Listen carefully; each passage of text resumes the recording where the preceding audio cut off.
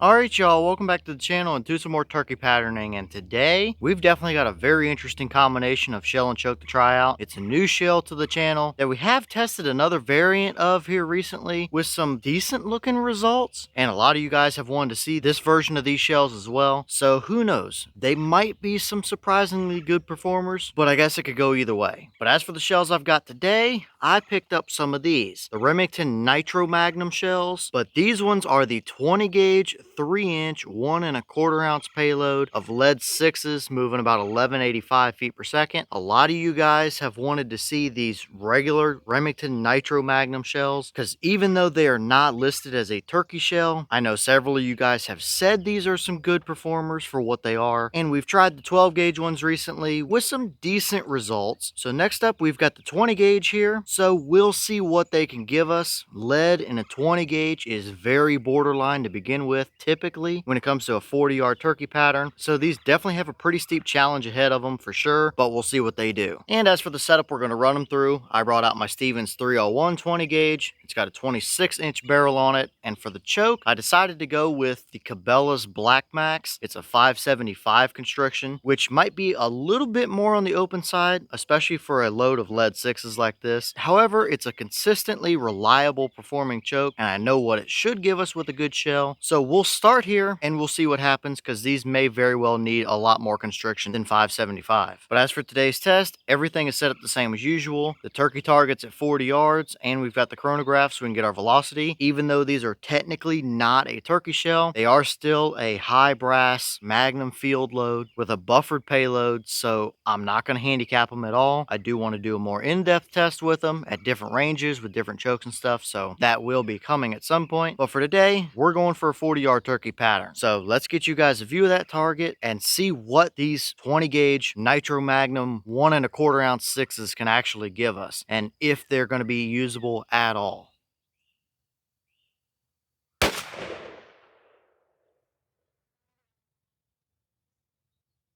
Alright, so that shell gave us 1210 through the chronograph. Boss claim is 1185, so we're just a touch over that, but right around that 1200 feet per second mark is pretty much what I expected out of these shells. So looking perfectly fine for a velocity, but were they actually usable enough down there at 40 yards to get us a turkey? Let's go check it out and see.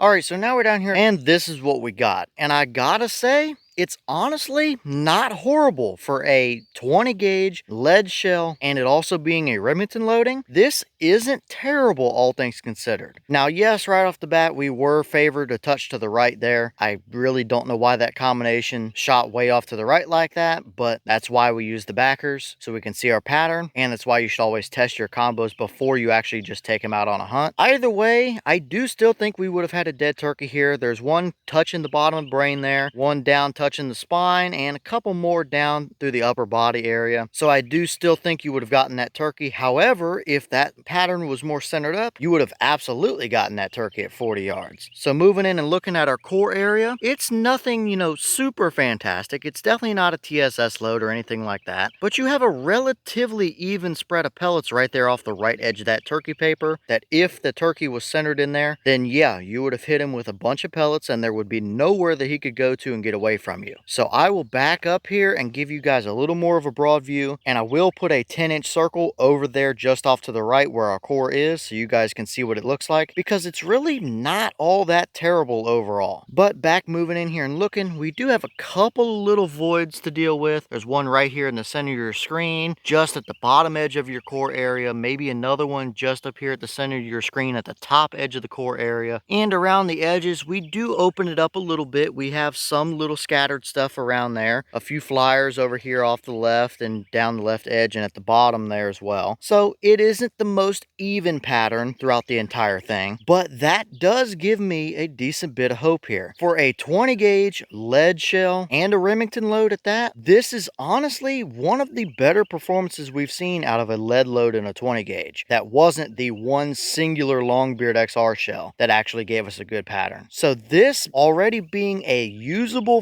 40-yard pattern for you, although it's not anything super outstanding or impressive yet. I really think though that we can get a little bit tighter of a choke in here and maybe condense this pattern down a little bit. If we can just get rid of some of this little stringy stuff around the edges and kind of condense it all down into one centralized area there, then hey, that pattern is gonna do the job perfectly fine. So for it being a Remington shell that isn't technically even a turkey load in lead and a 20 gauge, that isn't terrible. I think we have a decent starting point to work off of. This is a 40-yard capable turkey pattern, but I think we can still do a little refining, which honestly kind of surprises me for these shells. So far, not looking too terrible for what it is, although it's definitely still not the perfect turkey pattern.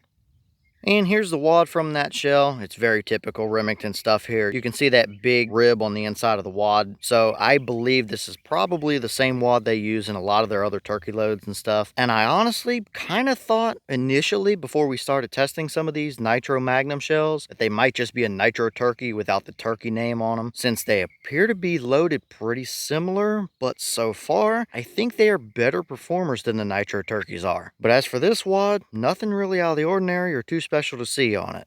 Alright y'all, well, what did you think about that performance right there? That's definitely not terrible for what it is. Is it anything I would call super impressive? No, not yet. But considering we did get a usable 40-yard turkey pattern from a lead load in a 20 gauge that's also a Remington shell, I'll take that for what it is. I think, or at least I hope, that we can run these through a little bit more constriction since they are a number 6. They might be a little bit more forgiving and allow us to choke them down a little bit and actually refine that still. If we can just kind of tune in all that little straggly stuff around the edges to one condensed pattern area, then hey, these could be a pretty decent shell for a lead load in a 20 gauge. So definitely not a terrible starting point overall. It's usable the way it is, and I would use it if it's what I had, but I definitely think it warrants some more testing with some different chokes to see what they might actually be capable of. So leave all your thoughts down in the comments. Is that about what you expected to see? Were you a little surprised one way or the other? Have you tested any of these Remington Nitro Magnum shells, whether it be in 12 gauge or 20 gauge or whatever the case might be? And if so, what kind of results have you seen from them? Would you hunt with that pattern or that combination? Or would you still want to see it tuned in a little bit more? Or do you just prefer TSS or something when it comes to a 20 gauge in general? And what other chokes do you want to see us run these shells through that you think might actually be some good performers? Let me know all that down below. But with that being said, I've got some more testing to get done for you guys, so I'm going to get back to it. As always, we have the channel Instagram as well as the mailbox where you can send stuff if you'd like. All the information will be in the description down below if you're interested in it, but I'm going to get back to it, so I'll see y'all in the next one.